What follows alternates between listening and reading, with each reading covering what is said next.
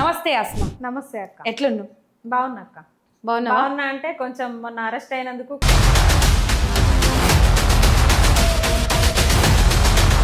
దాదాపు అస్మా అనగానే ముస్లిం అమ్మాయి, మైనార్టీ అమ్మాయి అందరికి తెలుసు. ఎక్కువ శాతం బయటికి రారు, ఎక్కువ శాతం బయట పోరాటం చేయరు, ఎక్కువగా ఇళ్లలోనే ఉంటారు. అది మీకు కూడా తెలుసు. మరి ఇంత ధైర్యం ఎందుకు చేయాల్సి వచ్చింది?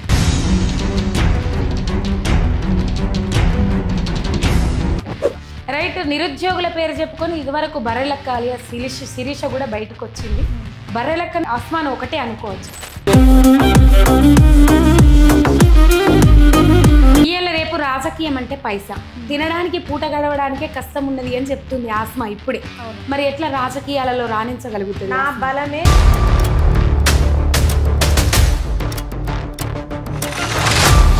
ఆస్మా నేపథ్యం ఏంది? ఆస్మా తల్లిదండ్రులను ఎట్లా కోల్పోయింది? అసలు ఏంది ఒకసారి చెప్తావా?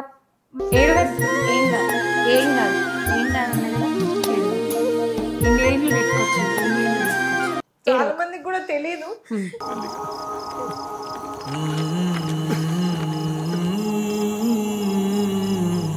మీరు నిజంగానే పోరాటం చేస్తున్నారా లేకపోతే మీ వెనక ఎవరి నుండి పోరాటం చేపిస్తున్నారా? మొన్న స్టేషన్ లో కూడా తీసుకుపోయిన తర్వాత ఇదే క్వశ్చన్ రిపీట్ అయింది నాకు.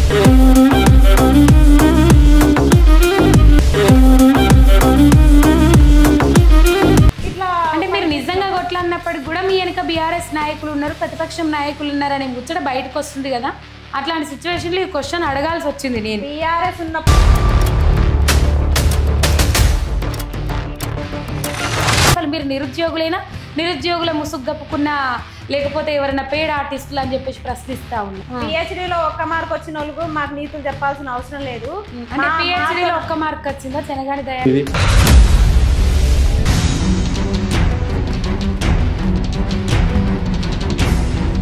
సిగ్గుండాలి కదా వీళ్ళకి చెప్పడానికి.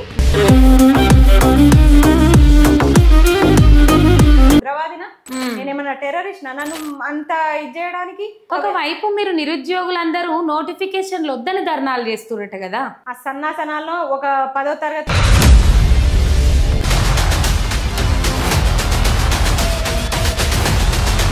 నిన్నగాక మొన్న సభ పెట్టుకున్నారు, జై సంవిధానాన్ని సభ పెట్టుకున్నారు. ఖర్గే హాజరైంది దానికి. అయితే దాంట్లో మాట్లాడతాడు 60,000 ఉద్యోగాల కంటే ఒక్క ఉద్యోగం తగ్గిన కాంగ్రెస్ పార్టీ వచ్చినాక నేను కాళ్ళు పట్టుకొని బయటకు వెళ్ళిపోతా అంటారు. ఇచ్చిండ్రా 60,000 ఉద్యోగాలు ఈ ప్రభుత్వం వచ్చినాక? ఇవ్వలేదు. మేము కాళ్ళు ఇట్లా లేపి రెడీగా పెట్టి రైట్. జూబ్లీ హిల్స్ ఉప ఎన్నికలలో ఆస్మా అంటే ఏ ఎజెండాతో ముందడుగు పోతా ఉన్నది? ఆస్మా వెనుక బలం ఎవరు, బలగం ఎవరు? నిరుద్యోగులు అంటే ఏందో చూపిస్తాం. మా తెగ ఎట్లా ఉంటుందో.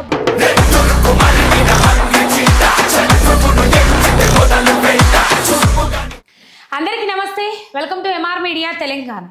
తెలంగాణ రాష్ట్రంలో 10 ఏళ్ల బీఆర్ఎస్ పాలనలో ఉద్యోగాలు ఇయ్యలేదు అని చెప్పేసి నిరుద్యోగులను రెచ్చగొట్టి సంవత్సరానికి 2 లక్షల ఉద్యోగాలు ఇస్తాము అని చెప్పేసి అధికారంలోకి వచ్చి కూర్చున్నది. నిరుద్యోగుల ఓట్లన్నీ బొచ్చలో రాల్పించుకొని కాంగ్రెస్ పార్టీ.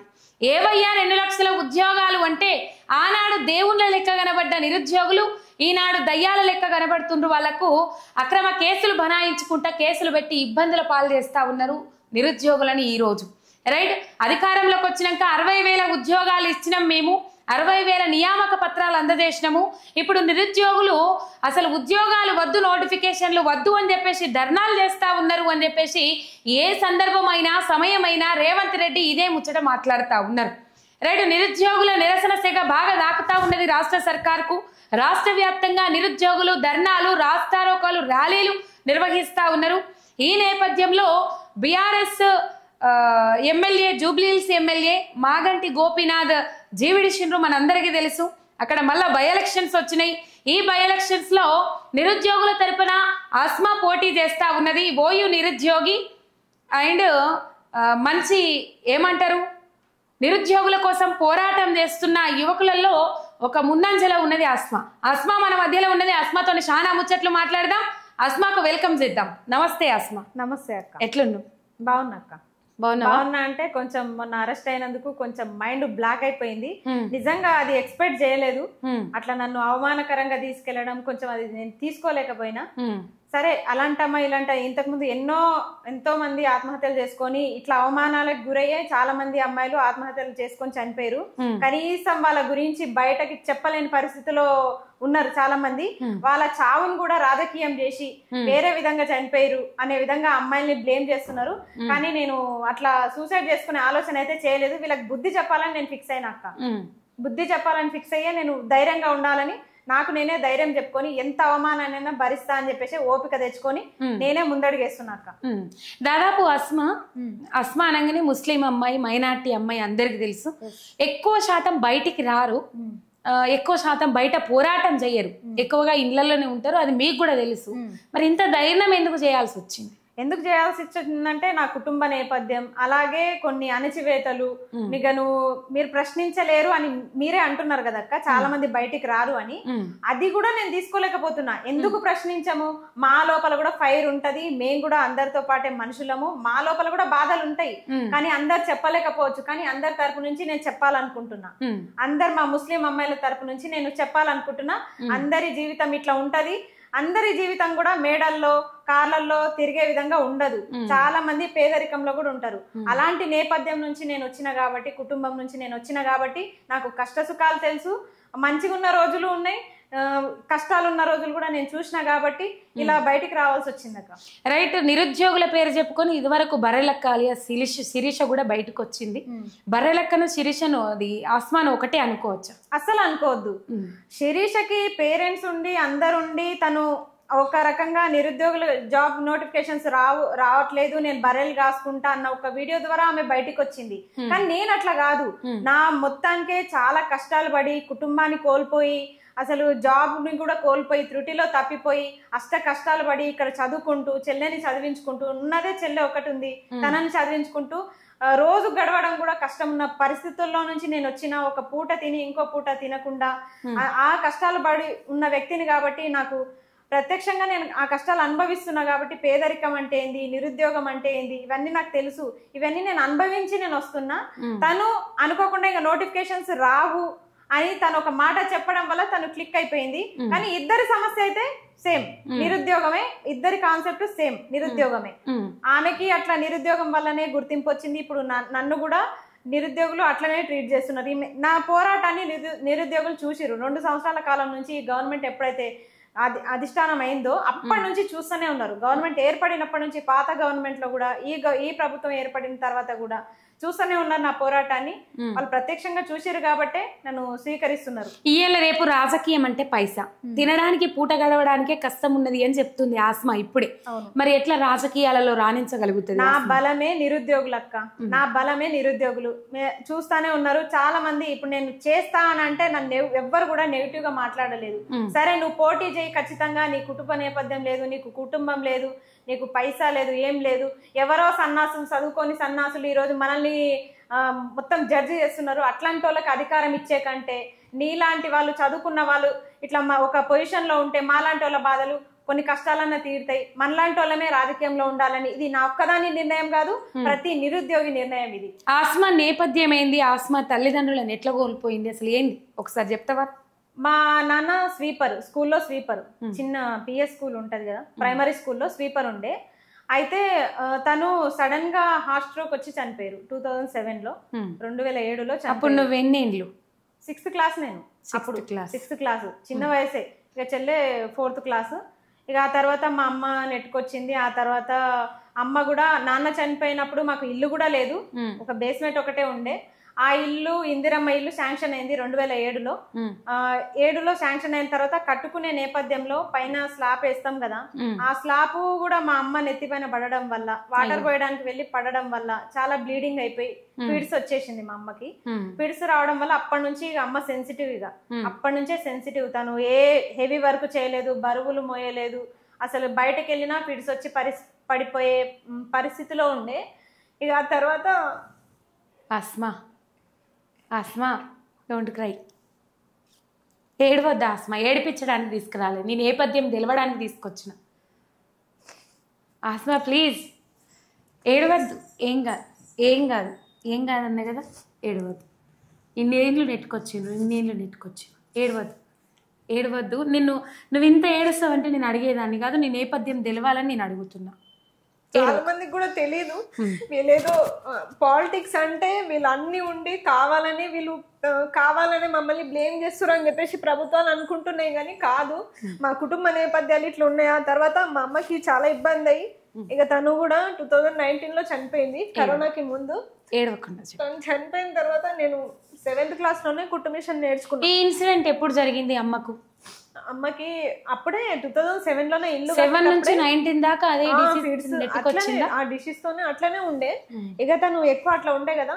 అప్పుడే నేను అప్పుడు మీరిద్దరు అక్క చెల్లెళ్ళేనా? అన్నయ్య ఉన్నాడు. మా అత్తమ్మ వాళ్ళు కూడా మంచిగానే చూసుకుంటారు. అట్లా ఇక అన్నయ్యకి కూడా మ్యారేజ్ అయిపోయింది. ఇంకా మ్యారేజ్ అయిపోయినంటే ఎవరి పరిస్థితి బరువు బాధ్యతలు ఉన్న తర్వాత ఇక మా అమ్మ 2019 లో చనిపోయింది. ఇక అప్పటి నుంచి మిషన్ కుట్టడమే నాకు, మిషన్ కుట్టుకోవడము, స్కూల్కి వెళ్ళడము. చిన్న వయసులోనే మిషన్ కుట్టడం నేర్చుకున్నా. ఇక అట్లా మాకు మా అమ్మకి టాబ్లెట్స్ అట్లా మేము నెట్టుకొచ్చినాము.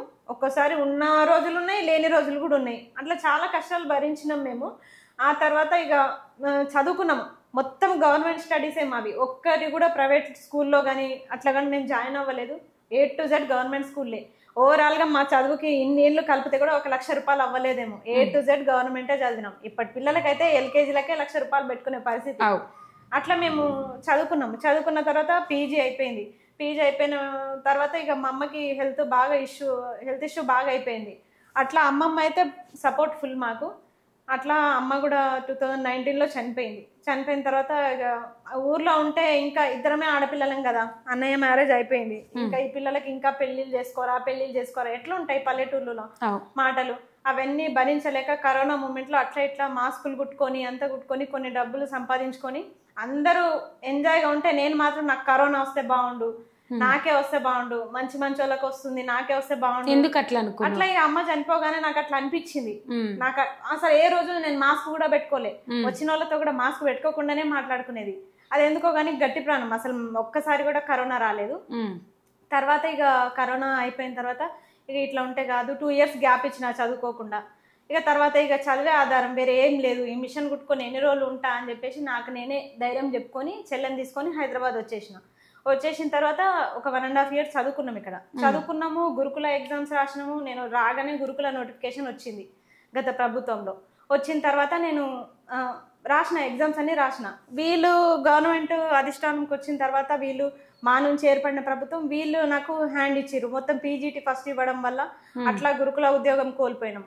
తర్వాత హారిజెంటల్ కేసు విన్ అవ్వడం వల్ల జనరల్ జేఎల్ మిస్ అయిపోయిన తర్వాత ఇక సరే పోయింది కదా అని చెప్పేసి ఎవరు తప్పిదమా అని లెక్కలు వేసుకుంటే గవర్నమెంట్ చేసిన తప్పుదికి నా జీవితం ఎందుకు బలి కావాలని చెప్పేసి నేను ఇట్లా బయటకు రావడం జరిగింది.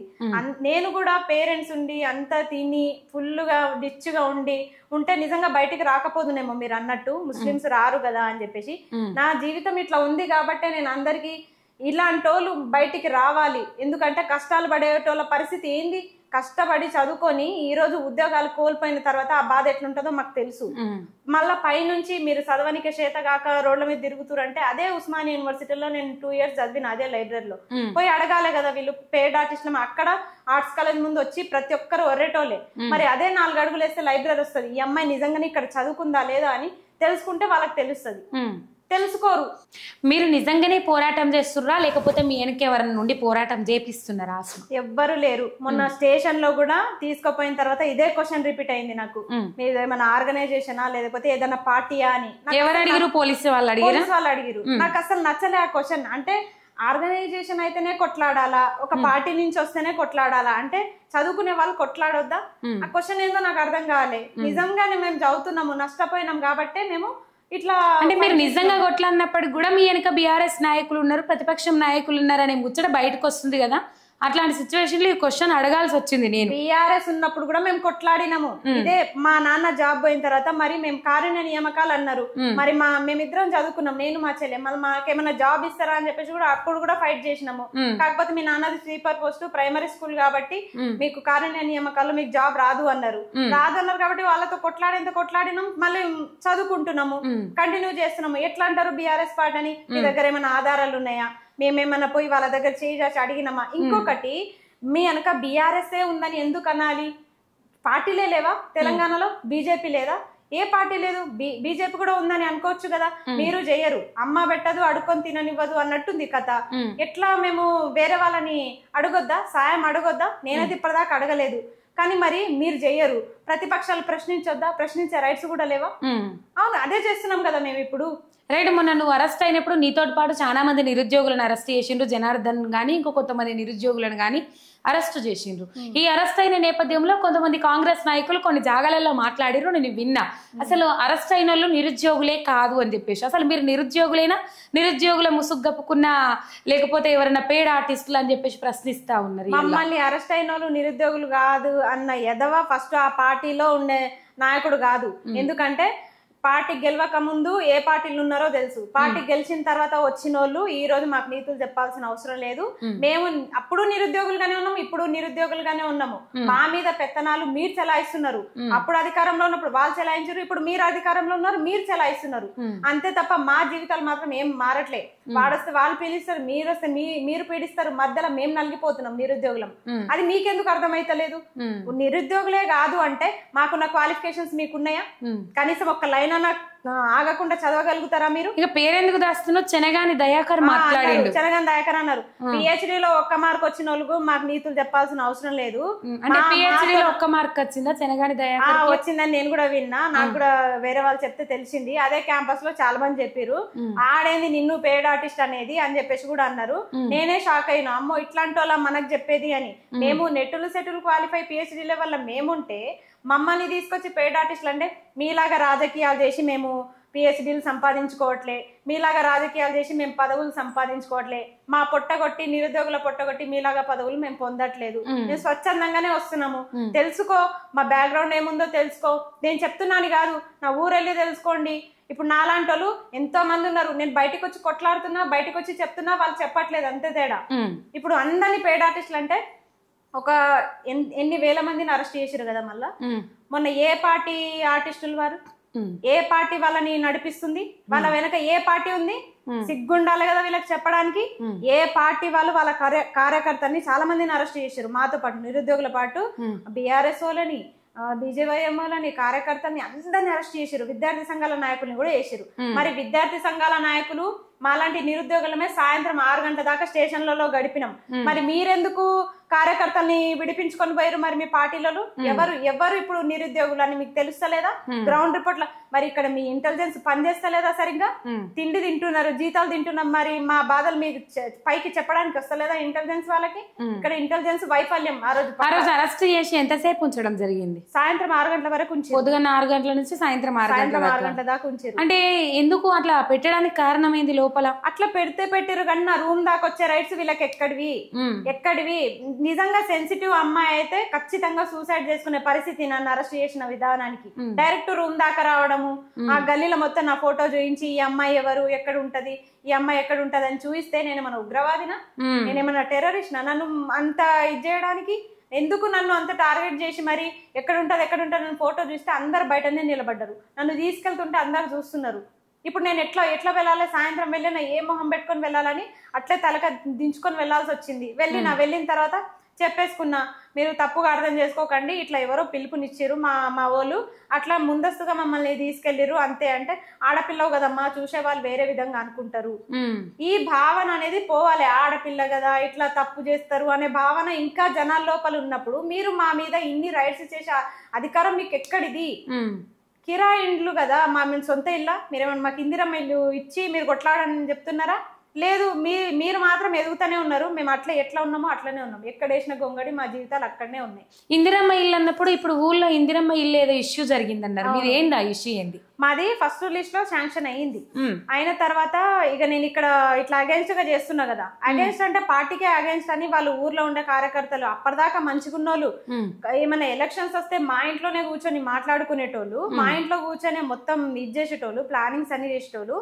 తీరా నావి 2-3 వీడియోస్ వచ్చేసరికి ఈమె పార్టీకి అగేన్స్ట్ గా చేస్తుంది అని చెప్పేసి మా ఇందిరమ్మ ఇల్లు కూడా క్యాన్సిల్ చేసేసారు. వచ్చే పథకాలు కూడా రాకుండా చేసేసారు. అట్లా కూడా జరుగుతుంది. ఇప్పుడు మా ఇల్లు పడిపోతుంది. వస్తుంది. ఎప్పుడో 2007లో నాసి రకమైన సన్న సీకులు వేసి కట్టిన ఇల్లు. అప్పుడు మేము చిన్నగా ఉన్నాము.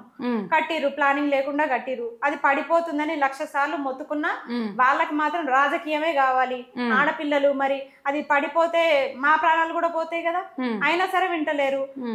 ఆ ఇల్లు క్యాన్సిల్ చేసిరు. ఇప్పుడు మా చెల్లె వెళ్ళింది నిన్న, మళ్ళీ వీడియో పంపించింది, చూడక్క మళ్ళీ ఇట్లా మొత్తం క్రాషెస్ వచ్చినాయి చెత్త మొత్తం అంటే, ఇంకా అక్కడ ఉండకు, వేరే ఎక్కడైనా పోయి ఉండు, రేపు వచ్చేసి తర్వాత చూసుకుందాం వెళ్ళి అని చెప్పేసి చెప్పిన. దయచేసి మీకు ఒక రోజు వీలుంటే మాత్రం ఖచ్చితంగా మా ఇంటికి రండి అక్క, ప్రత్యక్షంగా చూపిస్తా. ఇక్కడ కెమెరా ముందు చెప్పడం కాదు, ప్రత్యక్షంగా చూపిస్తా నేను. మొత్తం క్రాషెస్ వచ్చినాయి పైన. ఎట్లా ఉంటాం? ఆస్మా పోరాటం ఆస్మా కోసమా? యావత్ నిరుద్యోగుల కోసం? యావత్ నిరుద్యోగుల కోసం. ఎప్పుడు కూడా ఆస్మా తన పర్సనల్ చెప్పలేదు. 2 సంవత్సరాల కాలంలో ఎప్పుడు కూడా తన జీవితం గురించి కానీ, తనకు తల్లిదండ్రులు లేరని కానీ, తను బీద పరిస్థితిలో ఉందని కానీ, తనే కష్టపడి సంపాదించుకుంటుంది అని కానీ, తనకు ఎవ్వరు లేరని, సపోర్ట్ లేరని కానీ ఎప్పుడు కూడా చెప్పుకోలేదు. ఇప్పుడు కూడా నేను చెప్పుకోలేదు.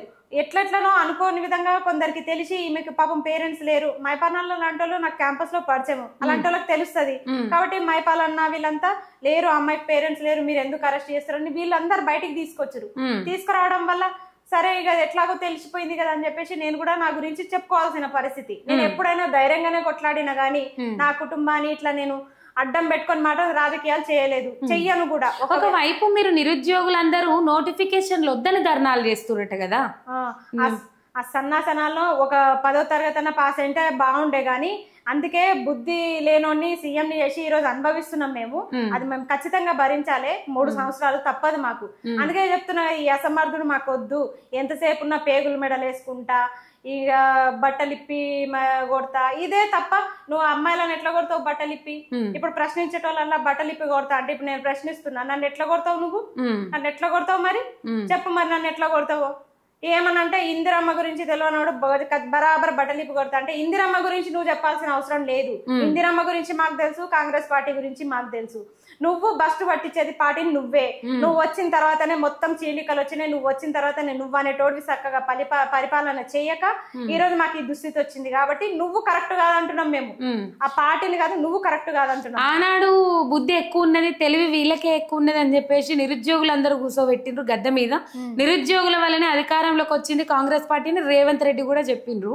మరి ఇప్పుడు ఎట్లా అర్థమైంది బుద్ధి లేను? ఆ రోజు 2 పాటలు బాగా ఇది చేసినాయి కదా, 3 రంగుల జెండా పట్టి సింహమోలే వస్తున్నాడు అంటే, నిజంగానే మా నిరుద్యోగుల పాలిట దేవుడు అనుకున్నాము. పిలవకపోయినా ఉస్మానియా యూనివర్సిటీకి వచ్చిండు ఆయన, పిలవకపోయినా రాహుల్ గాంధీ అశోక్ నగర్ కి వచ్చిండు. ఇప్పుడు వీళ్ళు అధికారంలో లేనప్పుడే మా మధ్యలో ఇంత తిరుగుతున్నారు కదా, అధికారం ఉంటే కూడా మా మధ్యలోనే ఉంటారు అనుకున్నాం. గానీ ఈ రోజు 18 నెలల కాలం కావస్తుంది. నిరుద్యోగులు మర్చిపోయి ఉండొచ్చురా, ఓడ దాటిదాకా ఓడమల్లప్ప, ఓడ దాటినాక బోడమల్లప్ప అన్నట్టు అయిపోయింది. పైన పటారం లోన లోటారం అన్నట్టు అయిపోయింది కథ. ఎంత చెప్పినా కనీసం మేమే ఇప్పటిదాకా కలవలేదు. పార్టీ కోసం ఊరూరా తిరిగి కష్టపడి గెలిపించినాం కదా, ఈ రోజు మమ్మల్ని కలవడానికి టైం లేదు ఆయనకి, సీఎం కి.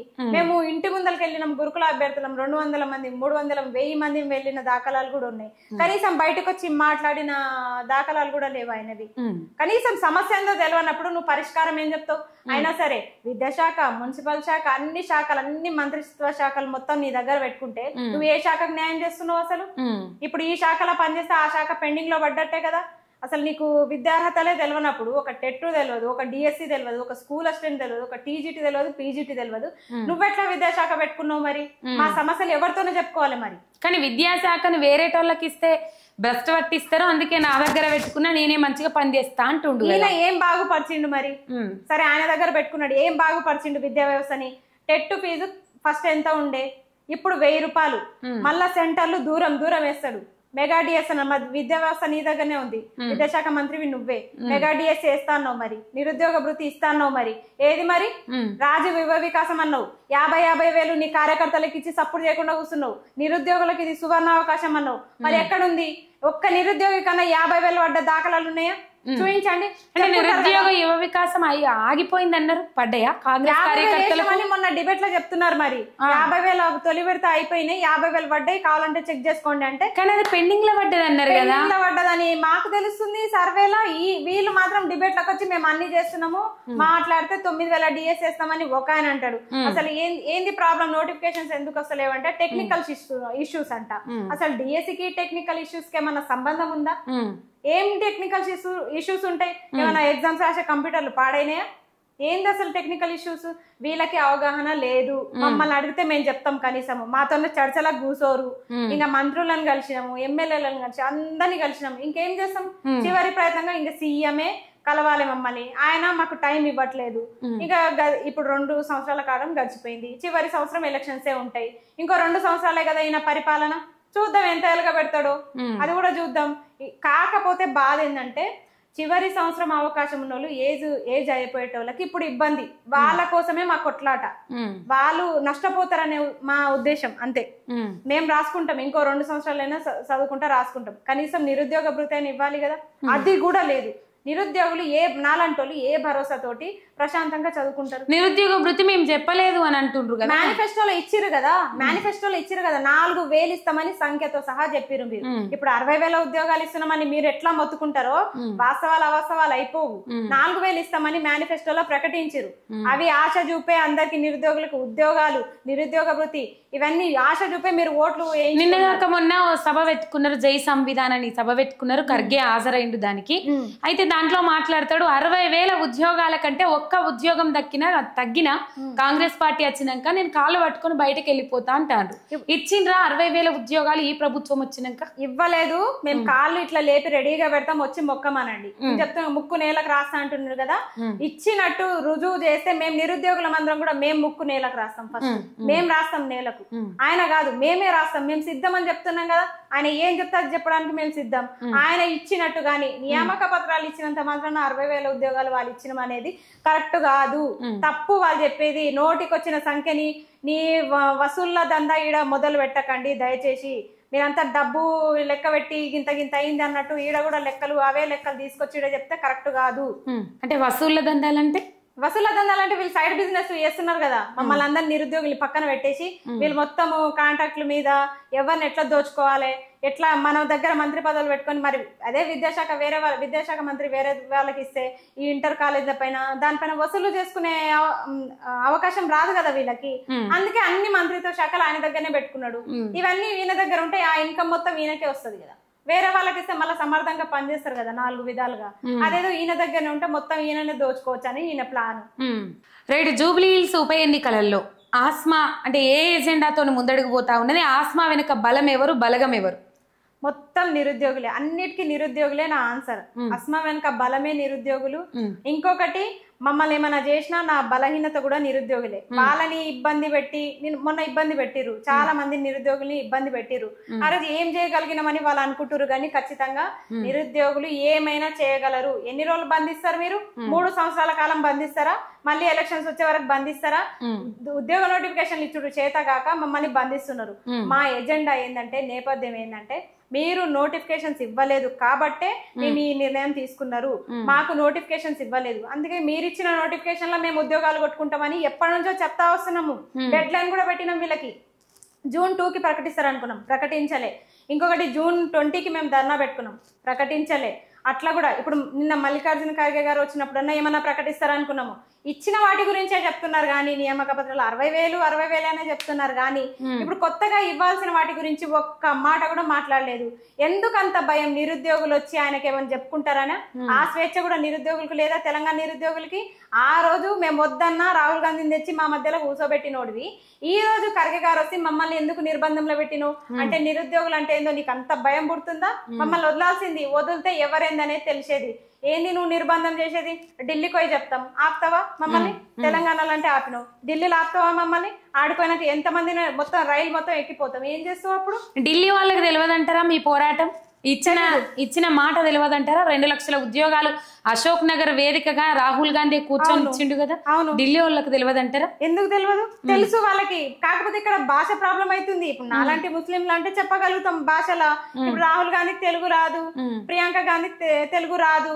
ఇప్పుడు ఎంతసేపు ఉన్నా వీళ్ళే పోయి దాన్ని కన్వర్ట్ చేయాలి. వీళ్ళకి సరిగ్గా హిందీ రాదు, ఏదో చెప్తారు, తూతూ మంత్రంగా మాట్లాడతారు. ఇక్కడ సంపద మొత్తం తీసుకుపోయి వాళ్ళకి ఇస్తారు, వస్తారు. ఇట్లా ఈ రోజు కూడా ఢిల్లీ వెళ్ళిండు, మళ్ళీ వెళ్తాడు వస్తాడు. ఈ ట్రిప్పులకే సరిపోతుంది. అంటే మా సంపద మొత్తం దోచుకొని పోయి ఆడ పెట్టేస్తున్నావు. మరి నిరుద్యోగులకి ఎట్లా న్యాయం చేయాలన్న ఆలోచన లేదా నీకు? మా నేపథ్యం ఏం లేదు. జూబ్లీ హిల్స్ లో మీరు నోటిఫికేషన్స్ ఇవ్వలేదు కాబట్టి నిరుద్యోగులు అంటే ఏందో చూపిస్తాం, మా సెగ ఎట్లా ఉంటుందో బరాబర్ చూపిస్తాము. నిరుద్యోగుల సత్తా చూపించబోతున్నాం. నాట్ ఓన్లీ జూబ్లీ హిల్స్, ఎవరి గ్రామంలో వాళ్ళు కూడా ఎంపీటీసీ జెడ్పీటీసీలుగా కూడా ఎన్నికల్లో పోటీ చేయబోతున్నారు నిరుద్యోగులు. ప్రతి గ్రామంలో ఇలాంటి సెగలు ఉంటాయి, తట్టుకోవాలి. పొగ బాగా ఘాటుగా మంచిగా లేస్తుంది. మీరు ఒక్క రోజు మమ్మల్ని నిర్బంధంలో పెట్టిండొచ్చు, మిగతా రోజులంతా మావే. ఇప్పుడు చూసుకోండి, కాసుకోండి ఇక. కానీ మెల్లమెల్లగా ఇద్దరు నోటిఫికేషన్లు అంటారు కదా. మెల్లగా అంటే ఎప్పుడు ఇక నువ్వు నత్తవా, నాకు అర్థం కాదు. నత్త లెక్క మెల్లగా ఇస్తా అంటే 2 సంవత్సరాల కాలం గడిచిపోయింది. ఒక నోటిఫికేషన్ వచ్చి కంప్లీట్ అయ్యేసరికి 2 సంవత్సరాల కాలం పడుతుంది, ఇంకెక్కువ కూడా పట్టొచ్చు.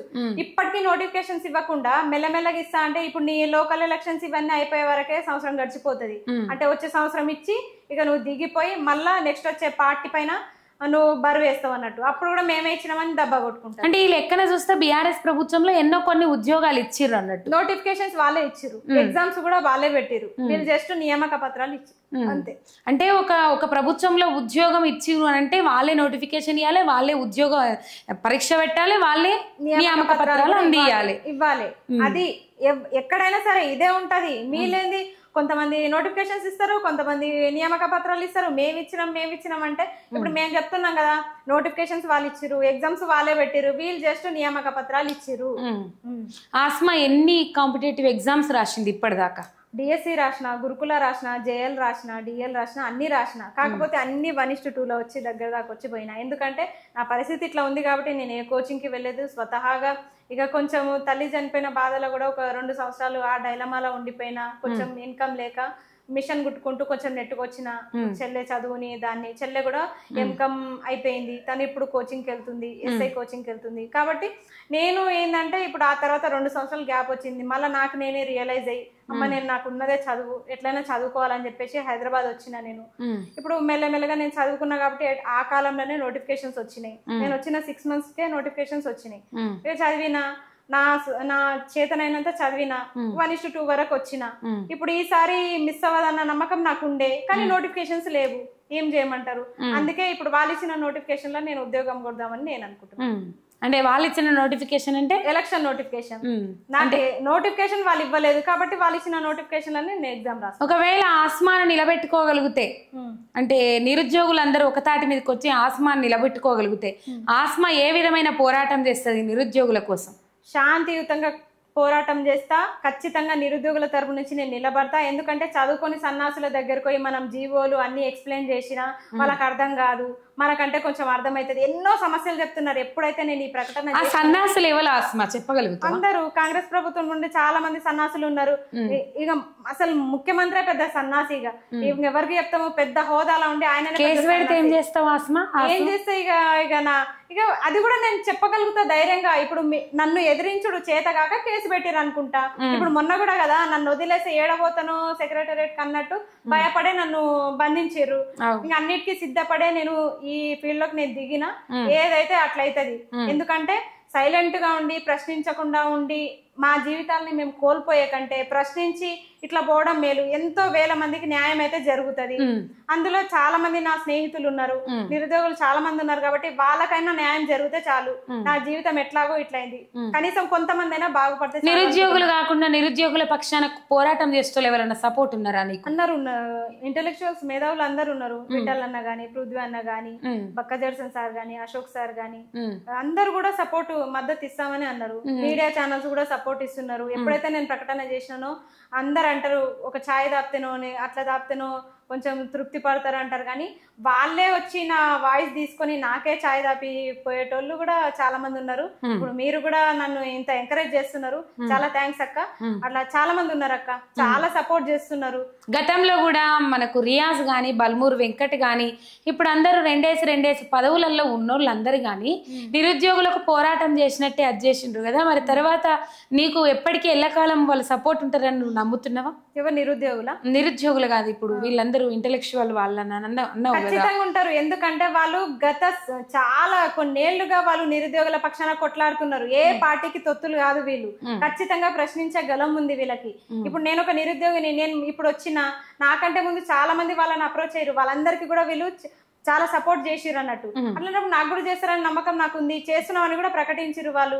మేము ఖచ్చితంగా నీకు సపోర్ట్ చేస్తాము, నా కుటుంబ నేపథ్యం అన్ని కూడా వాళ్ళకి తెలుసు కాబట్టి ఖచ్చితంగా సపోర్ట్ చేస్తాము, నువ్వు వెనకడుగు వేయకు అని కూడా వాళ్ళు చెప్పారు. మాది బల్మూరు వెంకట్ గాని, రియాజ్ గాని, లేకపోతే కోదండరామ్ గాని, ఆకునూరు మురళి గాని, వీళ్ళ గురించి ఏం చెప్తావు అస్మా?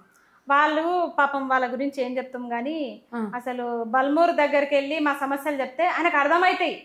కానీ ఆయన కూడా ఇంచుమించు మాకంటే 2-3 సంవత్సరాలు పెద్దోడు కదా, చాలా ప్రయత్నం కూడా చేసిండు. అబద్ధాలు చెప్పొద్దు. ఎవరు వెళ్ళినా ఎమ్మెల్యేల దగ్గరికి తీసుకెళ్లడం, మంత్రుల దగ్గరికి, ఆ శాఖకు సంబంధించిన వాళ్ళ దగ్గరికి తీసుకెళ్లడం అయితే ముందుంటారు బల్మూర్ అన్న. రియాజ్ సార్ అయితే ఒక్కటే స్క్రిప్ట్, త్వరలో జాబ్ నోటిఫికేషన్, త్వరలో జాబ్ నోటిఫికేషన్, విని విని విని విని అయితే విసుగొస్తుంది. ఒక్కటే తమ్నేల్ ఉంటది, ఏ ఛానల్ అయినా ఒకటే తమ్నేల్ చూడండి. ఆయన దగ్గరికి పోవడం కూడా వేస్ట్. మీరు ఏందమ్మా ఇట్లా ఇది చేస్తారు, ఓపిక పట్టాలి మీరు అంటే, నీకు గ్రంథాలయ చైర్మన్ రాకపోతే నువ్వు ఓపిక పడదువా? మా వల్లనే కదా ఈ రోజు నువ్వు ఆ పదవిలో ఉన్నావు, మరి ఎట్లా చెప్పాలి? ఇప్పుడు మా గురించి ఆలోచించాల్సిన అవసరం ఉంది కదా ఎంతైనా. వస్తాయి ఆగండి అంటే ఎన్ని రోజులు ఆగుతాం? ఏజ్ అయిపోయేటోళ్ళకి ఏం సమాధానం చెప్తారు మీరు? ఏజ్ రిలాక్సేషన్ ఇస్తామని చెప్తారా మీరు? రాగానే కూడా జీవో 29 రద్దు చేస్తామన్నారు, జీవో 46 రద్దు చేస్తామన్నారు. ఎంతమంది నిరుద్యోగుల ఉసురు పోసుకుంటున్నారు వీళ్ళు? ఎన్ని హామీలు ఇచ్చి ఈ రోజు తప్పుతున్నారు వీళ్ళు? మెగా డిఎస్సి అన్నారు, ఎక్కడుంది? 2 టెట్లు వేసిరు, మరి మెగా డిఎస్సి ఏది? 25,000 మెగా డిఎస్సి అన్నారు, ఎక్కడుంది? మొన్న నోటి మొకాన డిబేట్ లో ఒక ఆయన 9,000 డిఎస్ వేసారు. ఎవరికి బిచ్చం వేస్తున్నారు? లక్షల మంది ఉన్నారు బిఎడ్ చేసిన. 9,000లో 5,000 వాళ్ళే ఎస్జిటికే పోతాయి మొత్తము. స్కూల్ అసిస్టెంట్లు పోస్టులే ఉండవు. మరి వాటికేం వీళ్ళకేం న్యాయం చేస్తారు? అందుకే జూలై 10వ తారీఖు నుంచి పాదయాత్ర కూడా చేస్తున్నారు మొత్తం బిఎడ్ సంఘం వాళ్ళు. గురుకుల కోసం, మోడల్ స్కూల్స్ కోసం, వీటన్నిటి కోసం బిఎడ్ వాళ్ళు చేస్తున్నారు. అందులో నేను కూడా ఉన్నా కాబట్టి, టెట్ క్వాలిఫై నేను కూడా ఉన్నా కాబట్టి నేను కూడా పార్టిసిపేట్ చేస్తున్నా. అంటే తంతలేవనోడు గిచ్చతలేస్తాడు అన్నట్టు. అంటే ఇప్పుడు మీరు ఇంతగానం ధర్నాలు పెట్టి, ఇన్నిగానం ముట్టడులు పెట్టి, ఇంతగానము మీరు మహాగర్జనలు పెట్టుకున్నా చలనం వస్తలేదు. మరి పాదయాత్రలతో అవుతుందా అంటే అదొకమైన నిరసననే కదా. ఇప్పుడు ఎవరికి తోచిన నిరసన వాళ్ళు చేస్తున్నారు, తప్పేం లేదు. అంటే నిరుద్యోగులు ఇంత గోస పెట్టడం కరెక్టా అని వీళ్ళు ఆలోచించాలి ఒకసారి. అరే కొందరు ధర్నాలు పెడుతున్నారు, కొందరు పాదయాత్రలు చేస్తున్నారు, కొందరు నిరాహార దీక్షలు చేస్తున్నారు. నేను 7 రోజులు ఆమరణ నిరాహార దీక్ష చేసిన. మరి ఇంత గోస పెట్టడం ఎందుకు? కనీసం వాళ్ళ దృష్టికి ఎందుకు పోవట్లేదో నాకు అర్థం కావట్లేదు. శంకుల పోతేనే తీర్థం అవుతుంది అన్నట్టు మీరు ఎన్ని రకాల నిరసనలు వ్యక్తం చేసినా ప్రభుత్వంలో చలనం లేనప్పుడు మీ పోరాటం ఎందుకు అనేది నా ప్రశ్న. అదే అర్థమైంది. చౌటోన్ ముందల శంఖ ముదినట్టే ఉంది కథ. కాబట్టి ఇక ఊదుడు ఉండదు, ఖచ్చితంగా ఇక శంఖాలు పగిలిపోతాయి బరాబరు. అందుకే మేము ఎలక్షన్ లో మా సత్తా ఏందో చూపిద్దాం. ఇక ముళ్ళుతోనే తీయాలి. ఇలా టార్గెట్ ఎలక్షన్స్ కదా, ఎలక్షన్స్ లోనే చూసుకుందాం. నిరుద్యోగులకనే అదే చెప్తున్నా, వీళ్ళు నోటిఫికేషన్ ఇవ్వరు కదా, ఎంపీటీసీ జెడ్పీటీసీలు వస్తున్నాయి కదా, ఆ నోటిఫికేషన్ లోనే చూసుకుందాం. ప్రతి జిల్లాలో మహాధర్నాలు జరుగుతున్నాయి, సభలు జరుగుతున్నాయి. చీమ గుట్టినట్టు కూడా లేదు వాళ్ళకి. ఇప్పుడు హైదరాబాద్ నుంచి జిల్లాలకు పోయింది పోరాటం, జిల్లాల నుంచి గ్రామాలకు కూడా పోతుంది. ఏంది అక్కడ ఉండే ఎమ్మెల్యేలకి భయం పుట్టదా? కానీ గ్రౌండ్ రిపోర్ట్ పోదా వాళ్ళకి? ఏం చేస్తున్నారో అర్థమైతలేదు అసలు. ఈ నిరుద్యోగులందరూ ఒక తాటి మీద పోరాటం చేస్తున్నారా? ఇందులో కూడా వర్గాలు ఉన్నాయా? వర్గాలు ఏం లేవు. కాకపోతే అందరు నిరుద్యోగులే. ఒకరికి శాంతియుతంగా చేసే ఆలోచన ఉంటది, ఇంకొకరికి పోయి తగలబెట్టాలన్న ఆలోచన ఉంటది. ఎవ్వరు ఎట్లా చేసుకోవాలనేది వాళ్ళు అట్లా చేసుకుంటారు, తప్పేం లేదు. ఎవ్వరి ఆలోచన తీరు వాళ్ళది, ఎవ్వరి వే ఆఫ్ స్టైల్ వాళ్ళది. అల్టిమేట్ గా నోటిఫికేషన్స్ కోసమే అందరు ఫైట్ చేసేది. నిరుద్యోగులంతా ఒక్కటే. లేదు పెయిడ్ ఆర్టిస్టులు ఉన్నారంటే, పెయిడ్ ఆర్టిస్ట్ అనేటోడు నువ్వు అదే పని మీద ఉండు, వెతుకు, దొరకబట్టుకోవాలని దొరకబట్టి మా ముందరలో కూడా చెప్పు, వాడిని వెలివేస్తాం మేమే. వీడు మావాడు కాదని చెప్పేసి మేమే వెలివేస్తాం. Thank you Asma. All the best for your best future. Compulsory నిలబడుండ్రి, కొట్లాడుండ్రి, అందరి మద్దతు తప్పకుండా ఉంటది. అట్లనే ముందడికి పోవాలి, ఎక్కడ వెనక్కి తగ్గద్దు. ఎట్లనైతే ఒక లేడీ శివంగి లెక్క ముందటికి అడిగేసినావో అట్లనే పోవాలి. కంపల్సరీ నీ ధైర్యానికి హ్యాట్స్ అప్. థ్యాంక్ యూ అక్క, thank you so much. Thank you.